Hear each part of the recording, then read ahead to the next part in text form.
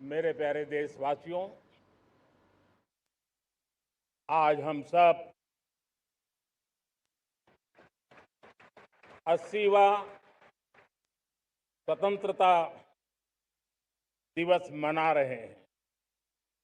आज हर दिलों की धड़कन वंदे मातरम के नाद से गूंज रही। आज हर घर तिरंगा है, हर मन तिरंगा है और देश उत्साह और उमंग के साथ नए संकल्पों को लेकर के आज आगे बढ़ रहा है। आप सबको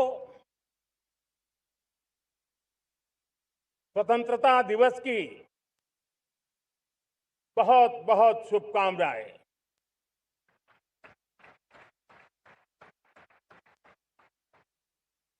देश आज उन महान सपूतों का पुण्य स्मरण करती है जिन्होंने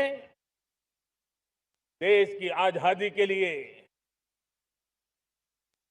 त्याग बलिदान की पराकाष्ठा की। अपने तप, त्याग और बलिदान से आजादी के एकमात्र लक्ष्य को लेकर के अपनी पूरी जिंदगी खपा दी। पूज्य बापू समेत सभी स्वातंत्र्य सेनानियों को बलिदान की महान परंपरा जगाने वाले महान क्रांतिकारियों को आज मैं श्रद्धापूर्वक नमन करता हूं।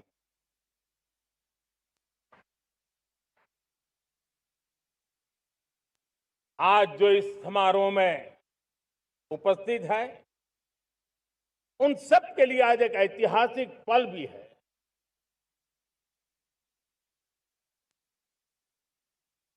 आजादी के बाद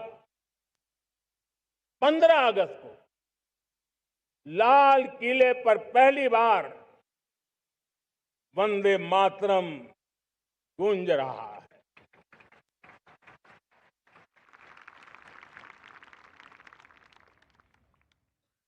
आज जब हम देश के लोग वंदे मातरम के 150 वर्ष मना रहे हैं तो इससे बड़ा उत्तम अवसर क्या हो सकता है।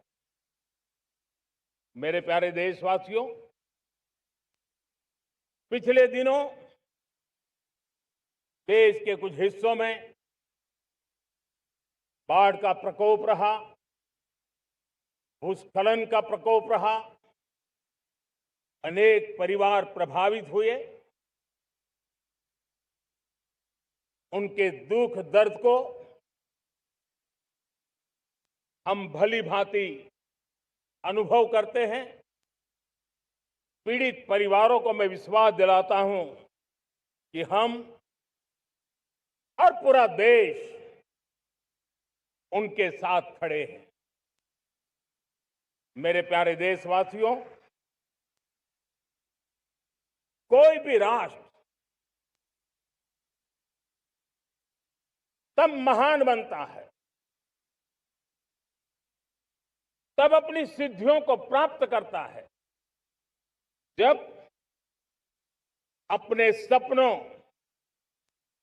अपने संकल्पों और अपने सामर्थ्य के दम पर आगे बढ़ता है। मेरे देशवासियों, अब छोटे सपनों से चलने वाला नहीं है।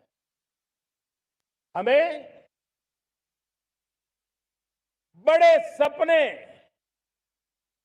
क्योंकि बड़े सपने हमारी सोच को भी विस्तार देते हैं, हमारी सोच की क्षितिज को विस्तृत करते हैं।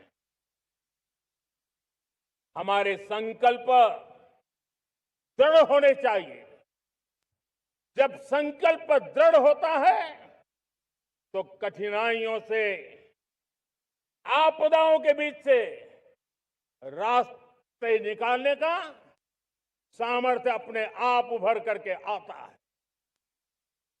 और मेरे प्यारे देशवासियों, हमारे संकल्प भी ऊंचे होने चाहिए, क्योंकि जब सपने ऊंचे होते हैं, संकल्प ऊंचे होते हैं, तो हमारे सामर्थ्य की ऊंचाई भी बढ़ती है, हमारे प्रयासों की ऊंचाई भी बढ़ती है, और तब जाकर के हम सपनों को साकार कर सकते हैं। मेरे प्यारे देशवासियों, आज भारत ने भी एक बहुत बड़ा सपना देखा है, दृढ़ संकल्प के साथ देखा है। नई ऊंचाइयों को छूने के लिए देखा है, और वो सपना है जब आजादी के 100 साल होंगे, 2047 में हम विकसित भारत बना के रहेंगे। 140 करोड़ देशवासियों के पुरुषार्थ से इस लक्ष्य को हमें हासिल करना है। और जब दुनिया की सबसे बड़ी आबादी वाला देश विकसित होने का संकल्प लेता है, तो ये दुनिया की नजरों में भी हमारे साहस का परिचायक बन जाता है। दुनिया हमारी तरफ देखने का नजरिया बदलने के लिए मजबूर हो जाती है। प्यारे देशवासियों, और मैं ऐसे ही नहीं कह रहा हूं, पिछले 12 वर्ष में देश के कोटि कोटि नागरिकों ने, दलित हो, पीड़ित हो, वंचित हो, आदिवासी हो, गांव में रहने वाला हो, शहर में रहने वाला हो, गरीब हो, मध्यम वर्ग का हो, युवा हो, बुजुर्ग हो, नारी हो, पुरुष हो, उत्तर हो, दक्षिण हो, पूर्व हो, पश्चिम हो, हर किसी ने पिछले 12 साल में एक संकल्प के साथ, समर्पण के साथ देश को नई ऊंचाइयों पर ले जाने में हर प्रकार से प्रयास किया है। मैं उनके इस प्रयासों का आदरपूर्वक स्वीकार करता, और उसी का परिणाम है कि इतने कम समय में 25 करोड़ देशवासी गरीबी को परास्त करके गरीबी से बाहर निकले हैं। इन्हीं देशवासियों का प्रयास का परिणाम है कि हम कभी फ्रेजाइल 5 में गिरे जाते थे।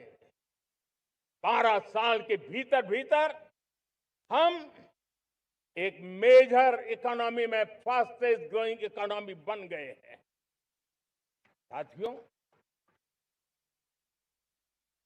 देश आजाद हुआ, बहुत सारे सपने लेकर के आजाद हुआ, लेकिन हम गति नहीं पकड़ पाए, रफ्तार नहीं पकड़ पाए। होती है, चलती है, अरे हो जाएगा, देखा जाएगा, उसी में खोए रहे। 2014 तक आते आते तो पूरे विश्व ने हमें फ्रेजाइल 5 के उस में डंप कर दिया था। ऐसे समय पिछले 12 साल में भारत ने एक नई रफ्तार पकड़ी, तेज गति से हम आगे बढ़ रहे हैं, और देशवासियों का संकल्प है कि अब 140 करोड़ देशवासियों के संकल्प को, सामर्थ्य को रोकना नामुमकिन है। प्यारे देशवासियों, पिछले 12 वर्षों में डिफेंस प्रोडक्शन करीब 4 गुना हुआ, खादी और ग्रामोद्योग का उत्पादन करीब 5 गुना हुआ, इलेक्ट्रॉनिक मैन्युफैक्चरिंग करीब 7 गुना बढ़ा, आधुनिक रेलवे कोच का निर्माण 21 गुना बढ़ा, मोबाइल फोन उत्पादन 33 गुना बढ़ा। इतना ही नहीं, आधुनिक युग को देकर के भी डिजिटल और इनोवेशन की दुनिया में भी हमने अपना परचम लहराया। इंटरनेट यूजर, इंटरनेट कंज्यूमर करीब करीब 4 गुना बढ़े। पेटेंट ग्रांट होने की संख्या 4 गुना बढ़ी। डिजिटल ट्रांजैक्शन 100 गुना बढ़े। सामान्य मानवीय की सुविधाओं की तरफ भी हमने उतना ही गंभीरता से काम किया। हर साल औसतन 15 गुना ज्यादा तेजी से हमने नल से जल कनेक्शन दिए। हर साल औसतन 6 गुनी ज्यादा रफ्तार से लोगों को गैस कनेक्शन दिए। हर साल 4 गुनी रफ्तार से गरीबों के लिए टॉयलेट बनाने का काम किया। हर साल 3 गुना ज्यादा तेजी से गरीबों को घर देने का काम किया। देश ने गवर्नेंस में भी बहुत बदलाव लाया। हजारों की संख्या में कंप्लायंसेस खत्म किए। सैकड़ों की तादाद में पुराने कानून खत्म किए। पिछली शताब्दी के कानूनों से 21वीं शताब्दी की मार्च नहीं हो सकती। हमने आधुनिक इंफ्रास्ट्रक्चर के लिए मेट्रो का विस्तार किया। हमने पब्लिक ट्रांसपोर्ट को ताकत दी। जिस स्पीड से काम, जिस स्केल पर काम किया, ये सब, ये रफ्तार, ये विस्तार, ये अचीवमेंट आजादी के बाद पहली बार पिछले 1 दशक ने देखा है। और जब इतनी सारी सिद्धियां हमारे सामने हो, इतनी तेज गति दिखाई देती हो, देशवासियों का सामर्थ्य पल पल प्रकट होता है, तब तो 2047 में विकसित भारत बनने का संकल्प कभी भी अधूरा नहीं रह सकता है। ये सारे आंकड़े इस बात की गवाही देते हैं कि हम आगे बढ़ने वाले हैं। मेरे प्यारे देशवासियों, लेकिन उसके लिए आत्मविश्वास की जरूरत होती है, आत्मगौरव की जरूरत होती है, और साथ साथ आत्मनिर्भर भारत होना भी बहुत जरूरी होता है। और इसलिए बीते वर्षों में हमारा कन्विक्शन रहा है कि भारत को हमें अब दूसरे देशों पर निर्भर रह करके नहीं जीना चाहिए। हमें आत्मनिर्भर बनना चाहिए। दुनिया में बहुत कुछ मिलता है, सस्ता मिलता है, जल्दी मिल सकता है, लेकिन उससे हमारा सामर्थ्य तैयार नहीं होता, न हमारे सामर्थ्य की कसौटी होती है। और इसलिए हमें भी अपनी क्षमताओं को बढ़ाना है। अपने हितों की सुरक्षा हमें खुद को करनी है। और इसलिए आत्मनिर्भर भारत का संकल्प बहुत दृढ़ता के साथ हम लेकर के आगे बढ़ रहे हैं। मेक इन इंडिया, स्वदेशी, वोकल फॉर लोकल, इन सारे क्षेत्रों में आज हर भारतीय का मन जुड़ रहा है। मेरे प्यारे देशवासियों, मैं आपको एक उदाहरण देता हूं सेमीकंडक्टर का। देश आजाद होने के बाद विश्व में तो सेमीकंडक्टर की चर्चा हो चुकी थी, हमारे यहां भी बातें होती थी, लेकिन सेमीकंडक्टर का कोई बड़ा प्लान हम आगे नहीं बढ़ा पाए। और आज स्थिति क्या है? आज की डिजिटल दुनिया में, आज की टेक्नोलॉजी में चिप का महात्म्य हम समझते हैं। कोई भी इलेक्ट्रॉनिक गुड्स होगा, हमारे मेडिकल इक्विपमेंट होंगे, हमारे ट्रांसपोर्ट के रास्ते होंगे, हर किसी में चिप अनिवार्य है। और इस चिप के बिना दुनिया थम जाए ऐसी स्थिति पैदा हो जाए। और इसलिए भारत ने आत्मनिर्भर होने की दिशा में अपना सेमीकंडक्टर प्लांट, बड़ा सेमीकंडक्टर प्लांट, 3 सेमीकंडक्टर प्लांट शुरू हो चुके हैं और मुझे बताया गया है कि वहां जो प्रोडक्शन हो रहा है वो एक्सपोर्ट होना शुरू हो चुका है। और मैं देशवासियों को कहना चाहता हूं, आने वाले 7-8 वर्ष में और 5, 7 या 8 सेमीकंडक्टर प्लांट बहुत ही जल्द शुरू होने वाले। ये आत्मनिर्भर भारत हमें विकसित भारत की दिशा में जाने का महामार्ग देता।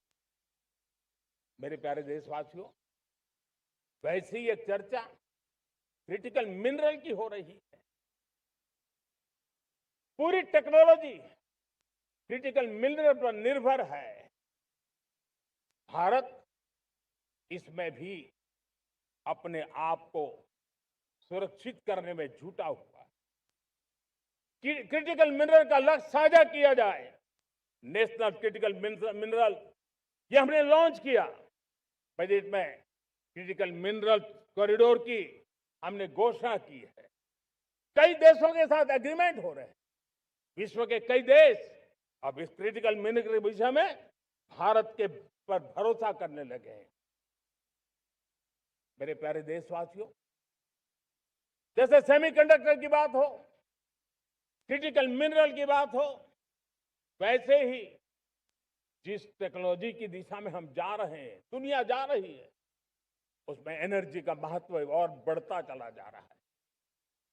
अब एनर्जी के बिना भी नई दुनिया को चलाना मुश्किल है और इसलिए हमें चिप हो, एआई हो, डेटा सेंटर हो, हमें बहुत बड़ी मात्रा में बिजली की जरूरत होगी।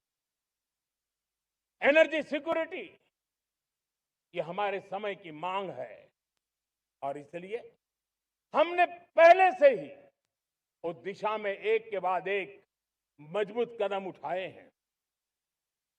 एनर्जी सिक्योरिटी का एक बड़ा माध्यम है परमाणु ऊर्जा, न्यूक्लियर एनर्जी। हमने पार्लियामेंट में शांति एक्ट पास कर करके एक नए लक्ष्य तरफ जाने का रास्ता तय कर लिया है। 2047 तक हम 100 गीगावाट न्यूक्लियर पावर का लक्ष्य लेकर के चल रहे हैं। इसी एक दशक में हम 5 नए न्यूक्लियर रिएक्टर शुरू करने का लक्ष्य लेकर के चल रहे हैं। इस वर्ष भारत ने फास्ट ब्रीडर न्यूक्लियर टेक्नोलॉजी में महारत हासिल करके एक अहम पड़ाव पार किया है और उसके कारण परमाणु ईंधन में आत्मनिर्भर बनने की दिशा में हमें एक बहुत बड़ा सफलता का कदम हमने रखा है। मेरे प्यारे देशवासियों, कई बार संसाधनों की कमी के कारण देश रुकता नहीं है, लेकिन रुकने का कारण सोच की सीमाएं होती हैं। जब सोच बंध जाती है, सीमाओं में सड़ने लग जाती है, तब हम अपने सामर्थ्य को भी पहचान नहीं पाते हैं। देश को आज कच्चे तेल पर निर्भर रहना पड़ रहा है और हमारी गलत सोच के कारण है। आप जान के हैरान हो जाएंगे, हमने समुद्री तट पे 99% हमारा समुद्री तट का पूरा हिस्सा ऐसी सोच के कारण नो गो एरिया घोषित करके रखा था। हमने ही समंदर के अंदर जाकर के एक्सप्लोरेशन न करने का निर्णय कर लिया था। ये सोच का दारिद्र्य था। हमने फैसला किया ये नहीं चल सकता। हमने उस 99% को, जो कभी नो गो एरिया हुआ करते थे, हमने उसको गो एहेड एरिया के रूप में खुला कर दिया है। और अब हम समुद्र के भीतर भी एक्सप्लोरेशन करने की और नए नए भंडार खोजने की दिशा में हम प्रवृत्त हैं, हम प्रयास कर रहे हैं। हमने पिछले वर्ष उसी दिशा में एक महत्वपूर्ण कदम रखते हुए समुद्र मंथन की घोषणा की थी और पिछले दिनों हमने 85,000 करोड़ रुपए इस काम के लिए आवंटित करके काम को गति देने का निर्णय कर लिया है। मेरे प्यारे देशवासियों, एनर्जी सिक्योरिटी, इसका मैंने कहा कि हमें ऑल्टरनेट स्रोतों की तरफ भी पूरी शक्ति लगाना बहुत जरूरी है और इसलिए ऊर्जा का सही इस्तेमाल बढ़ाते हुए भारत इसी दिशा में आज तेजी से काम कर रहा है। 2014 से पहले, मतलब आज से 12 साल पहले, हमारे देश में सिर्फ 70 शहरों में पाइप से गैस की व्यवस्था थी, पाइप से गैस डिस्ट्रीब्यूशन होता था। 12 साल में इन 70 शहरों को हमने 700 शहरों तक पहुंचा दिया है। ये होती है रफ्तार, ये होता है विस्तार। 2014 के पहले मुश्किल से 20-22 लाख घरों में पाइप से गैस पहुंचता था। आज 1.25 करोड़ घरों में पाइप से गैस पहुंचाने का काम हो रहा है। 12 वर्ष पहले देश में सोलर एनर्जी की कैपेसिटी सिर्फ 2 गीगावाट थी। 2 गीगावाट, आज 160 गीगावाट हमने प्राप्त किया है लक्ष्य। मेरे प्यारे देशवासियों, मैं एक और जानकारी देता हूं। हमने इसका लाभ देश के मध्यम वर्ग को, सामान्य परिवार को मिले, इस तरफ भी उतना ही ध्यान केंद्रित किया। हमने पीएम सूर्यघर मुफ्त बिजली योजना चालू की और आज मुझे संतोष है कि इतने कम समय में 50 लाख घरों का सोलर एनर्जी का काम हम आंकड़ा पार कर चुके हैं। तेजी से चल रहा है और इसके कारण हजारों घरों का बिजली बिल 0 हो गया है। हजारों घर अपनी बिजली का उपयोग करने से अतिरिक्त बिजली आज बेच करके कमाई कर रहे हैं। हर परिवार को हम इस काम के लिए 80,000 रुपया सरकार की तरफ से एक एक परिवार को मदद दी जा रही है, तब जाकर के हम इस काम को पूरा कर रहे हैं। मेरे प्यारे देशवासियों, आपको जानकर के हैरानी होगी, ये जो हमारी रेलवे है उसका इलेक्ट्रिफिकेशन का काम हमारे देश में 1925 में शुरू हुआ था। 1925 में इलेक्ट्रिफिकेशन का काम शुरू हुआ, लेकिन 90 साल में 1925 से लेकर के 90 साल में सिर्फ 30% रेल का इलेक्ट्रिफिकेशन हुआ था। यानी 90 साल में 30%। हमारी रफ्तार देखिए, लक्ष्य को पाने के लिए हमारी दौड़ देख लीजिए। हमने एक दशक के अंदर 100% काम पूरा कर दिया। 90 साल में 30%, 10 साल में 70%, ये होता है काम। और इसके कारण डीजल जो हमें बाहर से लाना पड़ता है उसकी बचत हुई, बिजली से हमारी ट्रेनें चली, पर्यावरण को फायदा होने लगा। मेरे प्यारे देशवासियों, हम यहां से नहीं रुके हैं, हम दुनिया के अंदर पीछे रहना नहीं चाहते। पिछले दिनों आपने खबर सुनी होगी, भारत ने ईंधन का नया क्षेत्र को भी छू लिया है। देश ने पहली हाइड्रोजन से चलने वाली ट्रेन शुरू कर दी है और मुझे खुशी है, ये सबसे लंबी ट्रेन है और सबसे ताकतवर ट्रेन है और दुनिया में हाइड्रोजन ट्रेन के क्षेत्र में भी भारत ने अपना झंडा गाड़ दिया है। प्यारे देशवासियों, पिछले 10-12 साल हम लगातार 2047 के लक्ष्य को पाने के लिए दौड़ रहे हैं, एक के बाद एक सोपान सिद्ध कर रहे हैं। हमने सोचा भी नहीं था कि हमें इसमें भी कुछ मुसीबतों का झेलना पड़ेगा। पिछले 10-12 वर्ष में कितने संकटों का सामना करना पड़ा। कोरोना जैसी वैश्विक महामारी ने पूरी दुनिया को चिंता में डाल दिया था, सारी व्यवस्थाएं चरमरा गई थी। कोरोना से बाहर निकले, युद्ध की विभीषा की खबरें आने लगी, कहीं यूक्रेन तो कहीं पश्चिम एशिया, हर जगह पे तनाव का माहौल। और पता नहीं भविष्यवेत्ताओं ने तो न जाने क्या क्या घोषणाएं कर दी थी। देश को डराना, देश को भयभीत रखना, देश को चिंतित रखना, इसी में कुछ लोगों को आनंद आता है।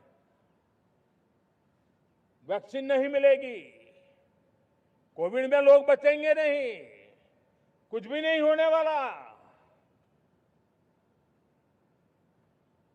वेस्ट एशिया का क्राइसिस आया, पेट्रोल पंप पे पेट्रोल नहीं मिलेगा, गैस नहीं मिलेगा, डीजल नहीं मिलेगा, फर्टिलाइजर नहीं मिलेगा। सारी दुनिया भर की अफवाहें फैला करके भारत के लोगों को भयभीत करने का, डराने का, चिंता के अंदर डुबो देने का कुछ लोगों को आनंद आ रहा था। लेकिन देश ने देख लिया कि पिछले 10-12 साल की सुविचारित योजनाएं रंग ला रही है और हम इतने बड़े संकट के बावजूद भी नागरिक देवो भव के मंत्र को लेकर के जीते हुए भारत ने जो तैयारियां की थी, एक के बाद एक कदम उठाया था। सोचा नहीं था कि संकट आएगा, लेकिन उस संकट के समय में ये सारी चीजें काम आ गई और आज देश में गैस भी है, पेट्रोल भी है, यूरिया भी है। हम अपनी ताकत के ऊपर खड़े हो रहे, चल रहे। मेरे प्यारे देशवासियों, दुनिया के इन संकटों का प्रभाव हर किसी पर हुआ, हम भी अछूते नहीं। यूरिया के दाम दुनिया में 3,000 रुपया पहुंच गए एक बोरी का। आज भी हम मेरे देश के किसानों को वो बोझ सहने के लिए मजबूर नहीं कर रहे हैं। सरकार अपने कंधों पर वो बोझ उठा रहा है और दुनिया से जो 3,000 रुपया में यूरिया का बोरा हमें मिलता है, वो हमारे किसानों को हम सिर्फ 300 रुपये में दे पाते हैं। इतना ही नहीं, डीएपी आज दुनिया में बाजार 5,000 पहुंच चुका है, लेकिन मेरे देश के किसानों को दिक्कत ना हो, इसलिए 1,350 रुपये में आज भी डीएपी देने का काम हम कर रहे हैं। मेरे प्यारे देशवासियों, एक समय था जब मैं आत्मनिर्भरता की बात कर रहा था तो कुछ लोग एयर कंडीशन चैम्बर में बैठ करके सोचने वाले लोग हमें बता रहे थे ग्लोबलाइजेशन का क्या होगा। लेकिन दुनिया देख रही है कि पिछले एक दशक में ऐसा लग रहा है कि दुनिया ने ग्लोबलाइजेशन बोलना ही बंद कर दिया है। जहां से ग्लोबलाइजेशन की आवाज आती थी वो बंद सुनाई नहीं देती है। दुनिया का हर देश अपनी अपनी संभालों के मिजाज की तरफ गया है। लेकिन दुर्भाग्य से इस संकट के कालखंड में कुछ लोगों ने अपना रुतबा दिखाने के लिए संसाधनों को वेपनाइज करने का खेल खेला है। दुनिया अपने पास जो कुछ भी है उसको वेपनाइज करने में लगी है। संसाधनों का वेपनाइज, रिसोर्स का वेपनाइज, पेट्रोल, डीजल, फर्टिलाइजर, दवाइयां, टेक्नोलॉजी की चिप्स, इतना ही नहीं, भूभाग को भी वेपनाइज किया जा रहा है। और ऐसे समय अगर हम आत्मनिर्भरता मंत्र को लेकर 10 साल सही दिशा में न चले होते तो हम कल्पना कर सकते हैं कि ऐसी चुनौतियों का मजबूती से मुकाबला कैसे करते। और हमारी तैयारियां निरंतर बढ़ती जा रही है। मेरे प्यारे देशवासियों, दूसरी तरफ आज भारत का प्रोफाइल पूरी तरफ बढ़ रहा है। आज भारत दुनिया के लिए एक स्वीकृत और सम्मानीय देश के रूप में बन रहा है। भारत के पास स्थिर पॉलिटिकल मैंडेट है, स्थिर सरकार है, भारत का वाइब्रेंट लोकतंत्र है, भारत का मजबूत न्याय तंत्र है और हम सबको दिशा देने वाला भारत का संविधान है। और अब दुनिया हमारे इन सामर्थ्य को पहचानने लगी है और इसलिए 2014 के बाद दुनिया करीब करीब 40 देशों के साथ हमारा FTA एग्रीमेंट हो रहा है। अब देखिए कितना बड़ा अवसर आया है। लेकिन ये जो ट्रेड एग्रीमेंट्स हुए हैं ये एक बहुत बड़ा अवसर है और इसलिए खास करके मैं मेरे MSMEs को कहना चाहूंगा कि हमें इस मौके को छोड़ना नहीं है। दुनिया में हमें पहुंचना है। भारत के उत्पाद की हर चीज विश्व के बाजार में पहुंचे और चाहे हमारा टेक्सटाइल हो, हमारी मशीनरी हो, हमने दवाइयां हो, हमने मौका छोड़ना नहीं है। लेकिन वैश्विक जो पैरामीटर्स हैं उस पैरामीटर को हमें पार करना होगा। हमें दुनिया से जो मिलता है उसे अच्छा देना पड़ेगा, दुनिया में जो मिलता है उसे सस्ता देना पड़ेगा। और पंजाब के लुधियाना से लेकर के तमिलनाडु के तिरुपुर तक हमारा टेक्सटाइल सेक्टर दुनिया में पहुंच सकता है। इतना ही नहीं, केरलम से लेकर के गुजरात और तमिलनाडु से लेकर के बंगाल, ये हमारा समुद्री तट, हमारे मछुआरे भाई बहन आज इस FTA के कारण हमारे श्रिप यानी झींगा उसके एक्सपोर्ट की बहुत संभावना बनी है। हमारे सी फूड की दुनिया में पहुंच बनने की संभावना पड़ी हुई है। और इसलिए मैं चाहूंगा कि हम इस परिस्थिति का फायदा उठाते हुए, हम आगे चलते हुए हम इन कामों को पार करने के लिए प्रयास करें। मेरे प्यारे देशवासियों, मैंने जो भूमिका आपके सामने रखी है उसके पीछे 2047 का लक्ष्य इन मजबूत नींव पर खड़ा है। 2047 विकसित भारत का लक्ष्य हमने पिछले 10-12 साल में देशवासियों ने जो सामर्थ्य दिखाया है उस सामर्थ्य का हिस्सा है। और इसलिए मेरे प्यारे भाइयों बहनों, सदी का 1/4 हिस्सा बीत चुका है और अगला 1/4 हमारे लिए अत्यंत महत्वपूर्ण है। अब हम रुक नहीं सकते हैं, हमारी गति नहीं रुक सकती है, हमारी दिशा तय हो चुकी है, हमें प्राप्त करके रहना है। और इसके लिए हमें अपना वर्क कल्चर बदलना होगा। हमारे वर्क कल्चर को बदलते हुए हमें हमारी सोच को भी बदलना होगा, हमें हमारे काम की गति को भी बदलना होगा। जो काम पिछले 5-7 दशक में नहीं हुए हैं वो काम हमें आने वाले 5-7 साल में करने हैं। और मेरा भरोसा है मेरे देश की युवा शक्ति पर, मेरे देश के नौजवानों पर, मेरे देश की माताओं को बहनों पर, मेरे देश के किसानों पर, मेरे देश के मजदूरों पर कि हम इस सपने को साकार कर सकते हैं। और इसलिए हमें रिफॉर्म की गति को भी आगे बढ़ाना है।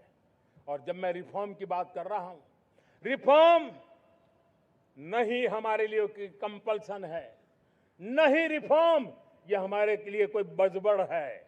हमारे लिए रिफॉर्म ये कन्विक्शन है। आउट ऑफ कन्विक्शन हम रिफॉर्म एक्सप्रेस पर चल पड़े हैं और हम आने वाले दिनों में भी नेक्स्ट लेवल रिफॉर्म की ओर बढ़ने वाले हैं। और इसलिए सरकार, समाज, उद्योग, उत्पादक, किसान, हर किसी ने अपनी ट्रेडिशनल व्यवस्थाओं में रिफॉर्म करना पड़ेगा, सोच में रिफॉर्म करना होगा, अपने लक्ष्यों को रिफॉर्म करना होगा। और इसलिए मेरे प्यारे देशवासियों, हमें एक निश्चित दिशा में को लेकर के चलना होगा। मैं आज उस युग को भी याद करना चाहूंगा जब देश भारत का सामर्थ्य सप्त सिंधु के रूप में हम जानते थे, हम समझते थे, हम सुनते थे। अब विकसित भारत बनाने के लिए हमें नई धारा चाहिए। आज लाल किले की प्राचीर से मैं देश के सामने शक्ति की सप्त धारा का आह्वान करता हूं। आने वाले 5-7 साल में जो पिछले 5-7 दशक में नहीं हुआ, वो सप्त धारा के सामर्थ्य से, शक्ति से हम देश को नई ऊंचाई, नई गति देंगे और नए लक्ष्यों को पार करने वाला सामर्थ्य देंगे। और इसके साथ साथ देश की युवा शक्ति का सामर्थ्य का भरपूर राष्ट्र निर्माण में उपयोग होगा, उनकी शक्ति जोड़ी जाएगी। आने वाले दिनों में जब मैं सप्तधारा की बात करता हूं, सप्तधारा की पहली शक्ति है मैन्युफैक्चरिंग पावर। मेरे प्यारे देशवासियों, हमें मैन्युफैक्चरिंग सेक्टर को बहुत आगे बढ़ाना होगा और प्रोडक्शन बढ़ाने के साथ साथ हमें छोटे छोटे पुर्जे भी बनाने हैं और बड़े बड़े प्रोडक्ट भी बनाने हैं। पूरा वैल्यू चेन हमारा होना चाहिए और उसे लेकर के चलना। हमें कंपोनेंट भी चाहिए और हमें कंप्लीट मैन्युफैक्चरिंग भी चाहिए, कंप्लीट प्रोडक्ट भी चाहिए। डिजाइन से लेकर मैन्युफैक्चरिंग तक भारत को ग्लोबल सप्लाई चेन का भरोसामंद केंद्र बनना होगा। इसके लिए मैं 3 चीजों पर विशेष जोर देना चाहता हूं। मैन्युफैक्चरिंग के क्षेत्र में जो मेरे भाई बहन हैं, ये समय का ये अवसर है, इस अवसर को जाने मत दें। और इसके लिए हमें कॉस्ट, क्वालिटी और स्केल, इसके विषय में वैश्विक मानदंडों से खरा उतरना पड़ेगा। हमारी फैक्ट्रीज कॉम्पिटिटिव हो, हमारे प्रोडक्ट्स यूजर फ्रेंडली हो, हमारा पैकेजिंग दुनिया के लोगों को लुभावने वाला हो, आकर्षित करने वाला हो, हमारा जीरो डिफेक्ट प्रिसिजन मैन्युफैक्चरिंग, ये हमारी पहचान बनना चाहिए। हर मैन्युफैक्चरर, हर एंटरप्रेन्योर, हर एमएसएमई से मैं कहना चाहता हूं, ग्लोबल मार्केट में हमारी पहचान विश्वसनीयता और गुणवत्ता के आधार पर होनी चाहिए। क्वालिटी के संबंध में नो कॉम्प्रोमाइज, और इसलिए हमारा मंत्र क्वालिटी, क्वालिटी, क्वालिटी होना चाहिए। यही हमारा ग्लोबल ब्रांड वैल्यू बनेगा। मेरे प्यारे देशवासियों, इस सप्तधारा की दूसरी शक्ति है कृषि और फूड प्रोडक्शन, फूड प्रोसेसिंग। हमें इस दिशा में आगे बढ़ना होगा। हमारे किसानों ने, अब दुनिया के बाजार खुल चुके हैं, एफपीए के कारण हमें एक बहुत बड़ा मार्केट मिल रहा है। हमें वहां पहुंचना है, हमें उस जगह को हाथ लगाना है। हमें खेत से लेकर एक्सपोर्ट मार्केट की ओर जाना होगा। हमारे पारंपरिक खान पान हो, हमारे मिलेट्स हो, हमारे मसाला हो, हमारे फल हो, फूल हो, क्या कुछ नहीं है हमारे पास, वो ग्लोबल ब्रांड्स बनने चाहिए। हमारे किसान केमिकल फ्री खेती को बल देंगे, दुनिया में इनकी मांग और बढ़ने वाली है। और जो ग्लोबल पैरामीटर्स के अंदर हर प्रकार से सिद्ध होने वाले हमारे एग्रो प्रोडक्ट होंगे, तो दुनिया में हम आसानी से पहुंच पाएंगे। मेरी सप्तधारा की तीसरी शक्ति है टेक्नोलॉजी और इनोवेशन। मेरे प्यारे देशवासियों, आज जमाना एआई का है, क्वांटम का है, स्पेस का है, रोबोटिक्स का है, डेटा सेंटर्स का है। पूरी तरह एक नया क्षेत्र खुल चुका है और इमर्जिंग टेक्नोलॉजी ये भी हर पल हमें चुनौती दे रही है। और इसलिए देश को दुनिया के लिए मार्केट नहीं बना देना, हमें इनोवेशन का हब बनना है। हमने यूपीआई और डिजिटल पब्लिक इंफ्रास्ट्रक्चर में लोहा मनवा लिया है, हमारी ताकत का परिचय करवा दिया है। अब भारत को डिजिटल पब्लिक टेक्नोलॉजी उसको भी दुनिया के कोने कोने तक पहुंचाना है।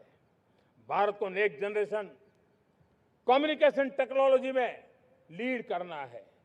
मेड इन इंडिया 6G हर कोने में पहुंचे, ये हमारा लक्ष्य होना चाहिए और हमें उस पर तेजी करनी चाहिए और इसके लिए हमारा प्रयास कम नहीं होना चाहिए। सप्तधारा की चौथी शक्ति है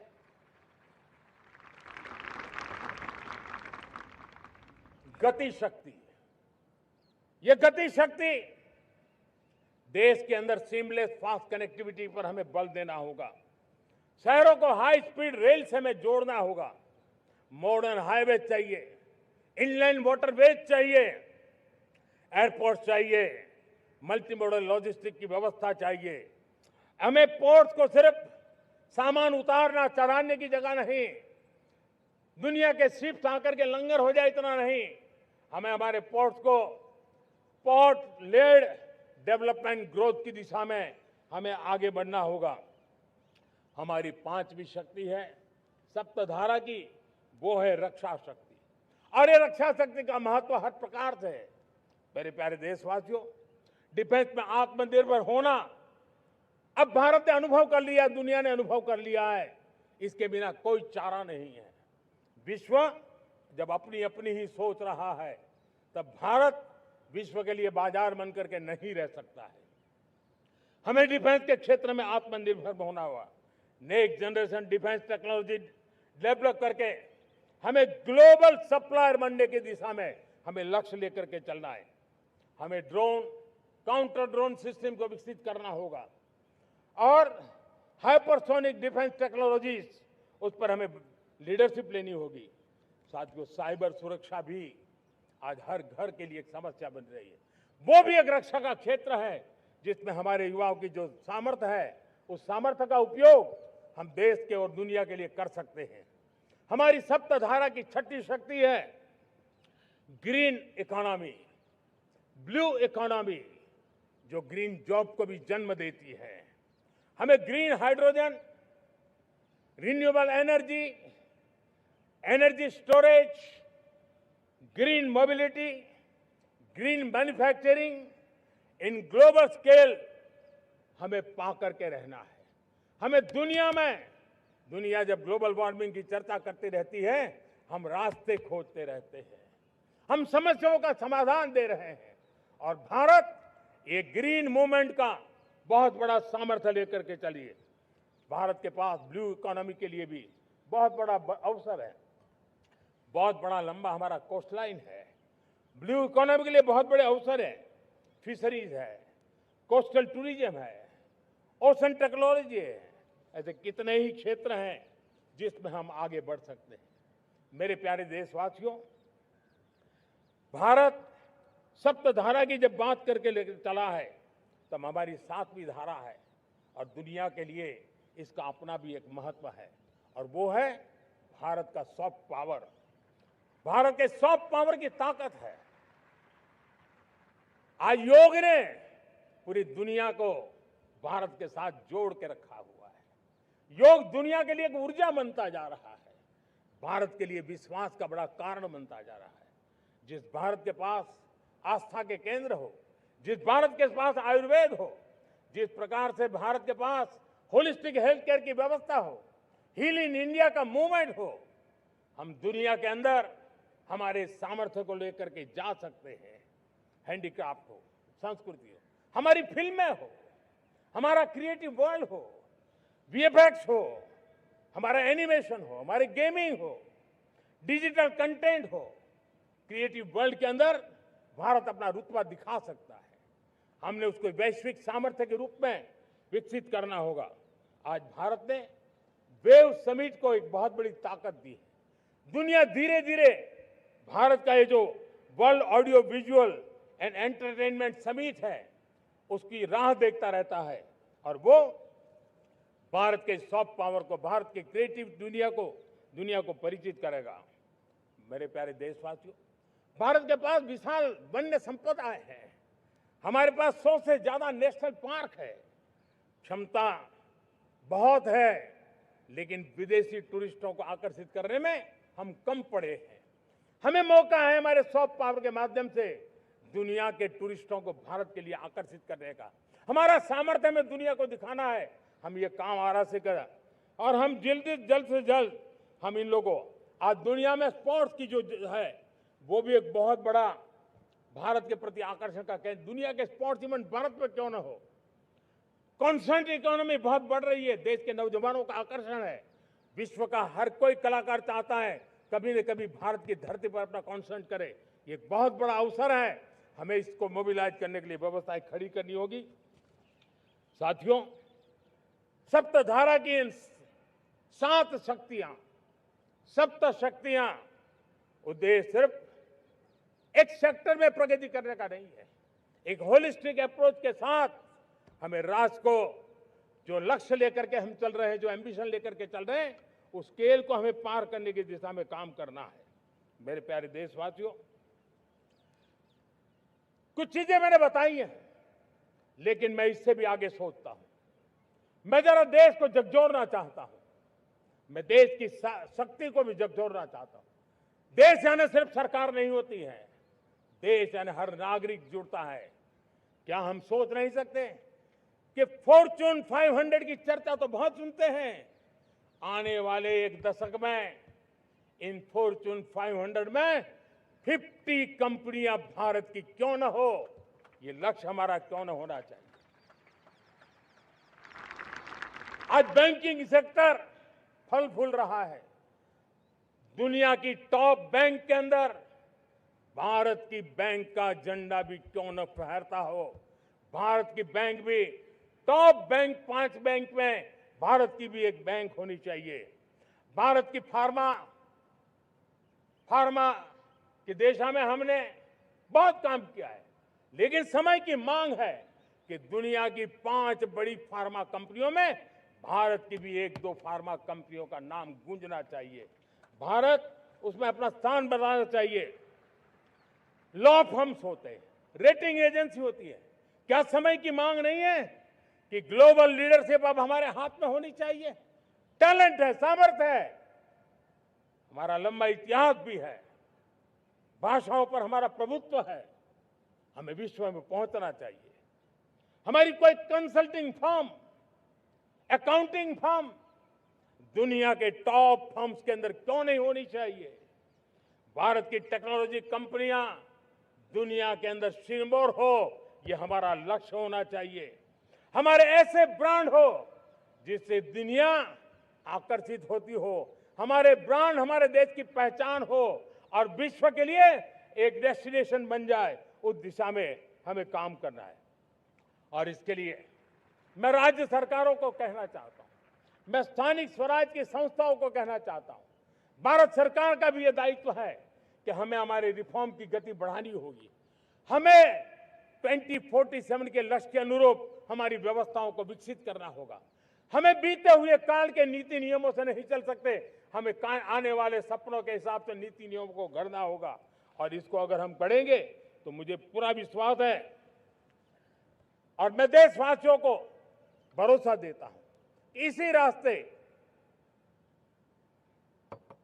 मेहनत में कोई कमी न करते हुए हम विकसित भारत का सपना पार करके रहेंगे। हमें सबको मिलकर के चलना है, केंद्र सरकार हो, राज्य सरकार हो, इंडस्ट्री हो, हम सब ने मिलकर के आगे बढ़ना है। हमें रिफॉर्म्स करते रहना है, रिफॉर्म्स को आगे बढ़ाते रहना है। और मैंने पहले भी कहा था, हम रिफॉर्म कंपल्सन से नहीं, कन्विक्शन से कर रहे हैं, लक्ष्य को प्राप्त करने के लिए कर रहे हैं। मेरे प्यारे देशवासियों, जब मैं विकसित भारत की बात कर रहा हूं, देश को तेज गति से आगे बढ़ाने की बात कर रहा हूं, उसका सबसे बड़ा लाभार्थी कौन है? इन सारे प्रयासों का सबसे बड़ा साधक कौन है? अगर साधक है तो मेरे देश का युवा है, मेरे देश की युवा शक्ति है। विकसित भारत की यात्रा में युवाओं की बहुत बड़ी भूमिका है। इतना ही नहीं, विकसित भारत का सबसे बड़ा लाभार्थी भी मेरे देश का युवा है। और इसलिए हमें विकसित भारत के लक्ष्य को युवाओं के साथ जोड़ करके आगे बढ़ाना है। युवाओं हमारी सर्वोच्च प्राथमिकता के साथ हमें आगे बढ़ना है। साथियों, पिछले 10-12 साल में उस दिशा में बहुत कुछ हुआ है। स्टार्टअप इंडिया अभियान, आज पूरे देश में 2.5 लाख से ज्यादा रजिस्टर्ड स्टार्टअप बन गए। देश के नौजवान खुद तो काम कर रहे हैं, अनेकों को रोजगार दे रहे हैं। 1 लाख करोड़ रुपया इनोवेशन फंड भारत सरकार ने घोषित किया है। मैं देश को, नौजवानों को कहना चाहता हूं, आप अपने सपनों को लेकर के आइए, संसाधनों की कमी नहीं रहने देंगे। 1 लाख करोड़ रुपया आपके दिल दिमाग को सामर्थ्य देने का एक व्यवस्था हमने कर दी है। रिसर्च के नए अवसर मिले, डिजिटल इंडिया के नए सस्ते डेटा, ये युवाओं को सशक्त किया। दुनिया में सस्ता डेटा कहीं है तो भारत की धरती पर है, और देश के नौजवानों को उसने नई ताकत दी है। स्किल इंडिया हमने नेशनल प्रोग्राम बनाया है। स्पेस सेक्टर को हमने ओपन कर दिया। नेशनल ड्रोन पॉलिसी हमने बनाई है। खेलो इंडिया पॉलिसी बनाई है। 35 वर्षों तक एजुकेशन पॉलिसी नहीं थी, नई एजुकेशन पॉलिसी लेकर के आए हैं, और इसका फायदा मिडिल क्लास के परिवारों को हुआ है। साथियों, 2004 से 14 आंकड़ा मुझे देना चाहिए आपको। 2004 से 14 हमारे देश में 350 से भी कम यूनिवर्सिटी थी, और आज 10-12 साल के भीतर भीतर करीब 650 नई यूनिवर्सिटी जुड़ चुकी है। करीब 1000 का आंकड़ा हम पहुंच रहे हैं। 2014 के पहले मेडिकल की सिर्फ 400 सीटें हुआ करती थी, आज करीब 850 सीटें मेडिकल की हो रही है। इतना ही नहीं, अब विदेशी यूनिवर्सिटी भी भारत की धरती पर आ रही है। भारत के अंदर विदेशी यूनिवर्सिटी की डिग्री मेरे नौजवान को मिले, इसका प्रबंध भी हो चुका है। हमारे देश के युवा मन बचपन से ही टेक्नोलॉजी की तरफ आकर्षित हो, उस दिशा में हम काम कर रहे हैं, और इसलिए हमने करीब 10,000 से अधिक अटल टिंकरिंग लैब छोटे छोटे बच्चों के हवाले कर दी है, ताकि उनका इनोवेशन और टेक्नोलॉजी के अंदर उनका मन बने। 12 वर्ष युवा, हमने अनेक रास्ते खोले। हम स्टार्टअप ओपन कर दिया। आपने देखा होगा, भारत के प्राइवेट स्टार्टअप 28 साल की एवरेज उम्र के बच्चों ने, नौजवानों ने दुनिया में पहले ही ट्रायल में अपना सैटेलाइट लॉन्च कर दिया और रॉकेट लॉन्च कर दिया। उन्होंने बहुत बड़ा काम कर दिया साथियों।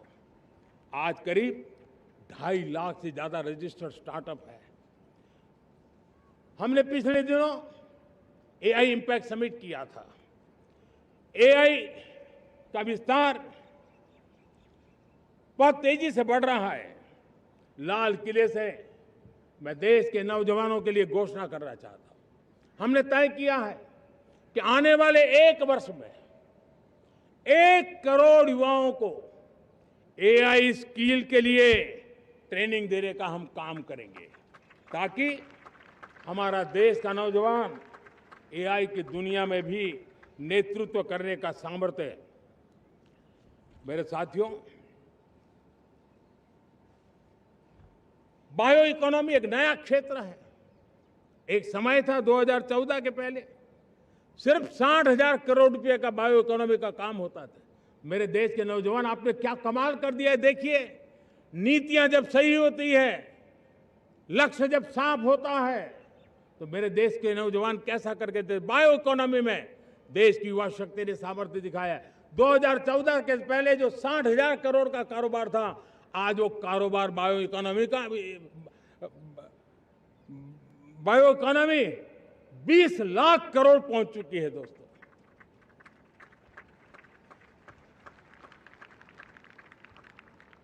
दो 2009-10 का कालखंड था, सिर्फ 25 लाख इलेक्ट्रिक व्हीकल हमारे देश में बिके थे। 1.5 लाख इलेक्ट्रिक व्हीकल बिके थे 2009-10 में। 1.5 लाख इलेक्ट्रिक व्हीकल। इस 25-26 में 25 लाख इलेक्ट्रिक व्हीकल बिके हैं। मेरे प्यारे देशवासियों, एविएशन सेक्टर भी मेरे नौजवानों के लिए बहुत तेजी से आगे बढ़ रहा है। नए एयरपोर्ट, नए रूट, नए नए रोजगार के अवसर बना रहे हैं। मेंटेनेंस, ओवरहॉलिंग, इसके भी कारण देश में बहुत बड़ी मात्रा में स्किल मैन पावर को काम मिल रहा है। मेड इन इंडिया हवाई जहाज बनाने की दिशा में हमने सफलता पाई है। Made in India defence transport aircraft C295 already अपनी उड़ान भर चुका है, सफल उड़ान भर चुका है। ये देश के नौजवानों के लिए, मेरे साथियों, ड्रोन ने भी बहुत बड़ा काम किया है। स्वामित्व योजना, गांव में ड्रोन से स्वामित्व योजना सफल हो रही है। करीब 3.25 करोड़ परिवारों को स्वामित्व योजना का लाभ मिला है और इसके कारण 140 लाख करोड़ रुपए जैसी संपत्ति अनलॉक हुई है, जिसके कारण बैंक से लोन मिल सकता है, लोग अपना कारोबार कर सकते हैं। मेरे प्यारे देशवासियों, हमारे मध्यम वर्गीय परिवारों के सामने एक बहुत बड़ा बोझ बन चुका है कोचिंग क्लासेस की स्पर्धा। हर माँ बाप को लग रहा है कि कोचिंग क्लास में बच्चे को नहीं भेजा तो हम प्रतिष्ठित परिवार नहीं है। इन गरीब और मिडिल क्लास परिवारों की हम चिंता करते हुए हजारों करोड़ रुपए का उनका खर्च है वो भी बचे, बेटे भी अपने आसपास रह सके, उनकी देखभाल हो सके, परिवार पर आर्थिक बोझ न आए। और इसलिए हमने युवाओं के लिए विभिन्न परीक्षाओं की फ्री ऑनलाइन कोचिंग हमने करने का निर्णय किया है। डिजिटल पब्लिक इंफ्रास्ट्रक्चर है, हमारे पास उत्तम टैलेंट है, टीचर्स हैं, उन संसाधनों को जोड़ करके हम देश के नौजवानों को फ्री कोचिंग देने का एक पूरा नेटवर्क हम खड़ा करने वाले हैं। मेरे प्यारे देशवासियों, मैं हमेशा कहता आया हूं, जो खेले वो खिले। जब मैं खेले वो खिले की बात कर रहा हूं, तब मेरे प्यारे देशवासियों, आज भारत खेल की दुनिया में अपनी जगह बना रहा है। अब खेल के पोडियम में भारत का राष्ट्रगीत सुनाई देता है, भारत का राष्ट्रगान सुनाई देता है, भारत का तिरंगा झंडा लहराता दिखाई नजर आ रहा है। टॉप्स योजना ने बहुत बड़ी सफलता पाई है। खेलो India games, university games, winter games, beach games, sports infrastructure, sports के लिए कोचिंग, स्पोर्ट्स मेडिसिन, स्पोर्ट्स के लिए न्यूट्रिशन, इन सारे विषयों में भारत अब महारत करने की दिशा में आगे बढ़ रहा है। नौजवानों के लिए पूरा नया क्षेत्र, खिलाड़ी न बन सके तो उसकी सपोर्ट सिस्टम में भी बहुत बड़ा क्षेत्र खुल रहा है। स्पोर्ट्स की दुनिया में भारत का प्रदर्शन बेहतर होता रहा है और हम 2036 में ओलंपिक के मजबूत दावेदार बनकर के आगे बढ़ रहे हैं और 2030 में कॉमनवेल्थ गेम्स को भारत होस्ट करने वाला है। और मेरे साथियों, दुनिया में जो ओलंपिक की खेल होते हैं, करीब 40 प्रकार के गेम होते हैं और करीब 350 साढ़े 350 स्पर्धाएं होती हैं ओलंपिक में। और आपको जानकर के दुख होगा मेरे देशवासियों, मेरे नौजवानों, मैं आपको चुनौती देता हूं, मैं आह्वान करता हूं, मैं आपकी मदद चाहता हूं। 350 जितने स्पर्धाओं में भारत 2/3 खेलों में कहीं होता ही नहीं, हमारी मौजूदगी नहीं होती, हम क्वालिफाई नहीं होते हैं। हमने तय किया है कि 2036 में जो ओलंपिक होगा, हम चाहते हैं कि वो भारत में हो, लेकिन 2036 में जिन विधाओं में आज भारत खेलता नहीं है, जिन विधाओं में भारत क्वालिफाई नहीं करता है, जिन स्पर्धाओं में भारत ने छोड़ के रखा है, 3/4 हिस्सा हमारे इंतजार कर रहा है। भारत उस पर बल देगा और इसके लिए हम टैलेंट हंट का एक अभियान भी चलाना चाहते हैं। हमें अगर 2036 के लिए खिलाड़ी चाहिए तो आज जो 5 साल, 10 साल, 15 साल की उम्र के नौजवान हैं, बेटे हैं, उनके तरफ ध्यान देना होगा, उन बेटियों पर ध्यान देना होगा। और इसलिए 5 से 15 उम्र के बच्चों में खेल प्रतिभा ढूंढने के लिए गांव-गांव, शहर-शहर, स्कूल-स्कूल एक टैलेंट हंट का अभियान चलाया जाएगा। बच्चों की प्रतिभा को देखा जाएगा और फिर उनको स्पेशल ट्रेनिंग दे करके देश के लिए खेलने वाले अच्छे खिलाड़ी बनाए जाएंगे। मेरे प्यारे युवा, देश के सामने, देश के नौजवानों के सामने नशा एक बहुत बड़ा संकट बनता जा रहा है। नशा मुक्त भारत ये हम सबका सामूहिक दायित्व होना चाहिए। हमारे उज्जवल भविष्य के लिए हमारी युवा पीढ़ी मजबूत हो, हमारा युवा सामर्थ्य हमारे देश के लिए काम आए, इसलिए नशा मुक्त भारत। पिछले दिनों माय भारत के वॉलंटियर्स ने, देश के एनजीओ ने, देश के सामाजिक सांस्कृतिक संगठनों ने, देश के आध्यात्मिक पुरुषों ने मिलकर के नशा मुक्त भारत का 100 सप्ताह का एक कार्यक्रम तय किया है। 100 सप्ताह तक एक अभियान चलने वाला है।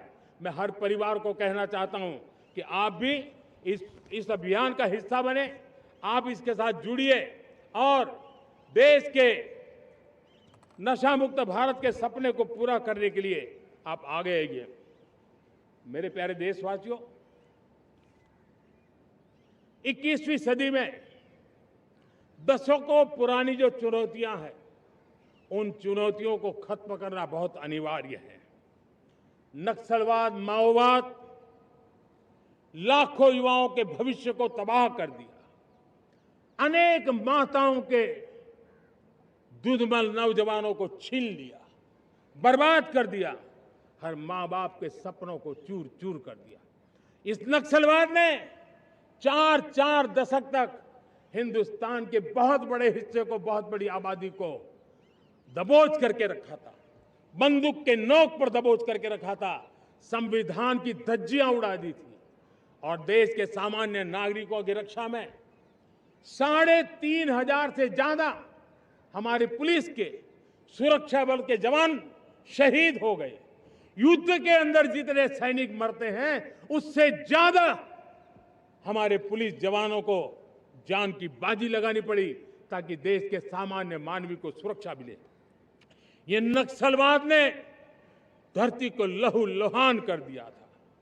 2014 में आपने जब हमें मौका दिया, उसी दिन हमने संकल्प लिया था कि हम देश को नक्सलवाद से मुक्त करेंगे। और आज मुझे खुशी है कि नक्सली माओवादी हिंसा आखिरी सांस भी शायद रहने की अब तो ताकत नहीं रही है। पूरी तरह उसे खत्म करने की दिशा में जहां पर कभी नक्सलवादियों की गोलियां चलती थी, जहां पर कभी धरती रक्त रंजित रहा करती थी, आज उसी नक्सल क्षेत्रों में, उसी इलाकों में नक्सल मुक्त होने के कारण विकास, विश्वास और प्रयास का तिरंगा लहरा रहा है। मेरे प्यारे देशवासियों, लेकिन इस चुनौती को हमने कम नहीं आंकना है। इस चुनौती से हमें और भी सावधान रहने की जरूरत है। वर्षों तक देश की सत्ता में माओवादी सोच के लोग गलियारों में अपनी जगह बना करके बैठे थे। सरकारी कमेटियों में सलाहकार के रूप में भी ये माओवादी सोच ने नीतियों को प्रभावित किया था। मेरे प्यारे देशवासियों,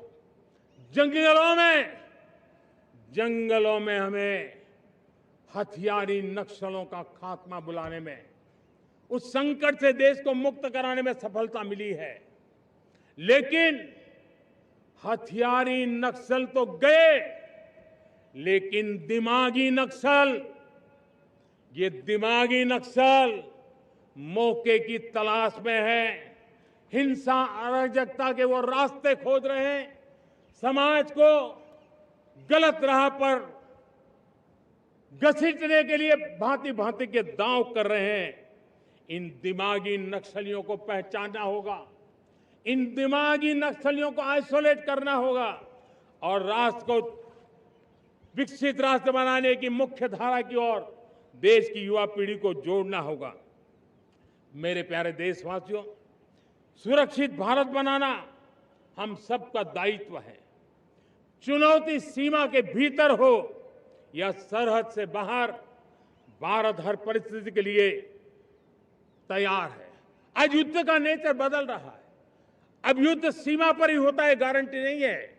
आज युद्ध सीमा के अंदर कहीं रिफाइनरी पे जाकर के, कहीं बैंकिंग सेक्टर को जाकर के, कहीं डेटा सेंटर को जाकर के, एक प्रकार से लड़ाई का नया रूप, इंफ्रास्ट्रक्चर तोड़े जा रहे हैं, फैक्ट्रियां तोड़ी जा रही है। हमने मिशन सुदर्शन चक्र की पिछले सालों घोषणा की थी, बहुत तेजी से उस पर काम चल रहा है। आज डिफेंस एक्सपोर्ट हमारा करीब 50 गुना बढ़ा है। करीब 100 देशों में हमारे अस्त्र शस्त्र पहुंच रहे हैं। वैश्विक पटल पर भारत की प्रतिष्ठा धीरे धीरे बढ़ रही है। बदलते हुए समय में अस्त्र शस्त्र की तरफ काम करना है, सैन्य बलों का सामर्थ्य बढ़ाना है, लेकिन साथ साथ नागरिकों को भी तैयार करना होगा। पिछली शताब्दी के युद्धों के अनुरूप जो सिविल डिफेंस की व्यवस्थाएं हमारे देश में विकसित हुई है, वो कालबाह्य हो चुकी है। और इसलिए मैं आज लाल किले से घोषणा कर रहा हूं कि हम आने वाले दिनों में सिविल डिफेंस का एक वाइब्रेंट नेटवर्क खड़ा करेंगे। आधुनिक व्यवस्थाओं से उनको परिचित कराएंगे। आधुनिक संकटों से नागरिकों को रक्षा करने की क्या व्यवस्था हो सकती है, एक बहुत बड़ा वॉलेंटरी फोर्स सिविल डिफेंस का आधुनिक चुनौतियों को पार करने वाला हम बनाने वाले हैं। मेरे प्यारे देशवासियों, राष्ट्र के निर्माण में आज हमारी बहनों बेटियों का योगदान हम सब के लिए बहुत बड़ा प्रेरणा का कारण बना हुआ है। फाइटर जेट हो या सिविल एविएशन, हमारी बेटियां सबसे आगे दिखाई दे रही है। खेलकूद का मैदान हो, हमारी बेटियां आगे दिखाई दे रही है। स्टेम एजुकेशन में भर्ती होने की प्रक्रिया हो, सबसे ज्यादा हमारी बेटियां आगे दिख रही है। आज सेना में भी एनडीए से जो बच्चियां निकली हैं, वो बड़े रौब के साथ देश की सेना का नेतृत्व करने का सामर्थ्य दिखाने लगी है। मेरी बेटियों की ताकत कैसी है। मैं पिछले दिनों साणंद में एक सेमीकंडक्टर प्लांट में गया। वहां आदिवासी बेटियां, देश के अलग अलग कोने से आई हुई बेटियां काम कर रही थी। वो उस गांव से आई थी जिन्होंने पासपोर्ट क्या होता है पता तक नहीं था। वो बेटियां विदेशों में गई, ट्रेनिंग लेकर के आई और आज चिप निर्माण का काम कर रही है। और बड़े कॉन्फिडेंस, मैं जो उनका कॉन्फिडेंस देखा, मैं सचमुच में बहुत प्रभावित हुआ था। आज 3 करोड़ बहनों को हमने लखपति दीदी बनाने का लक्ष्य तय किया था, उसको पार कर लिया। अब हम 6 करोड़ लखपति दीदी बनाने के लक्ष्य को लेकर के आगे बढ़ रहे हैं। 3 करोड़ नई लखपति दीदी बनना मतलब ग्रामीण अर्थव्यवस्था में बहुत बड़ा बदलाव मातृशक्ति के द्वारा आने वाला है। मेरे प्यारे देशवासियों, आज पंचायतों में, नगर पालिका में, महानगर पालिका में बहुत बड़ी मात्रा में हमारी महिलाएं जनप्रतिनिधि बनकर के देश का मार्गदर्शन कर रही है, समस्याओं का समाधान कर रही है, बहुत ही सक्षम नेतृत्व दे रही है। और इसी को ध्यान में रखते हुए हमने पार्लियामेंट में नारी शक्ति वंदन अधिनियम पारित किया था। लेकिन किसी न किसी कारण से राजनीति के अखाड़े में पिछले 40 साल से ये सपना हमेशा राजनीतिक अखाड़े का शिकार हो गया है। मैं देश के सभी राजनीतिक दलों से आज लाल किले की प्राचीर से तिरंगे झंडे की छाया में खड़े होकर के प्रार्थना करता हूं, आग्रह करता हूं, आइए उन महिलाओं के सामर्थ्य के पुजारी बनिए, उन महिलाओं के सम्मान में आगे आइए और जल्द से जल्द हमारी माताओं बहनों को 33% विधानसभा और लोकसभा में उनको प्रतिनिधित्व मिले। वे भारत की नीति घड़तर के अंदर अपना योगदान दे।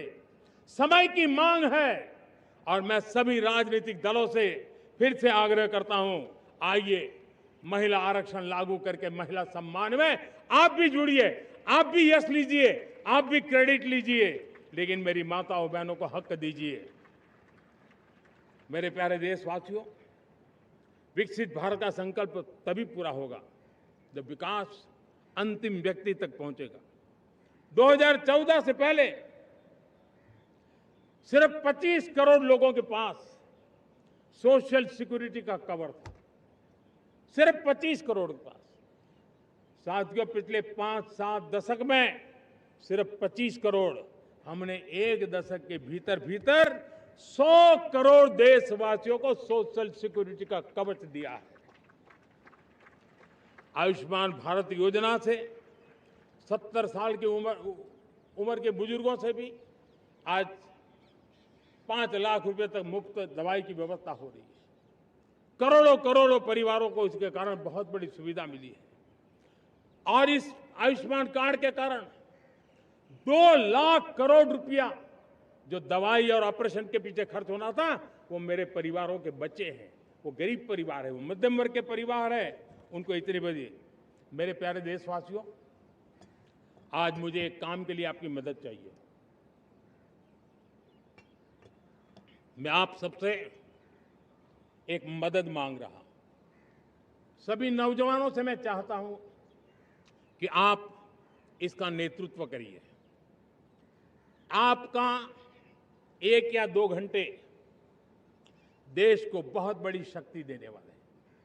आपको लगेगा 1-2 घंटे में मैं देश की क्या शक्ति, मैं बताता हूं, आप बहुत बड़ी शक्ति बनने वाले हैं। और इसलिए हर घर में वातावरण बने।